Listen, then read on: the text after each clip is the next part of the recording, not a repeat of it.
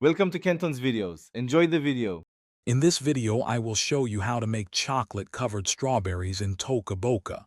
First, head to the kitchen in your Toca Boca home. Look for the refrigerator to find some fresh, red strawberries. Next, open the pantry or cabinets to grab some delicious chocolate. You'll need a bowl for melting and a plate for your finished creations. It's super easy. Now let's melt that chocolate. Put your chocolate pieces into a microwave-safe bowl. Heat it in the microwave for about 15 to 20 seconds, then stir it well. Repeat this process, heating and stirring, until the chocolate is completely smooth and shiny. Be careful not to overheat it, as that can make it clumpy. We want a perfect, dippable consistency. Time for the fun part, dipping. Hold a strawberry by its green stem. Carefully dip it into the warm, melted chocolate.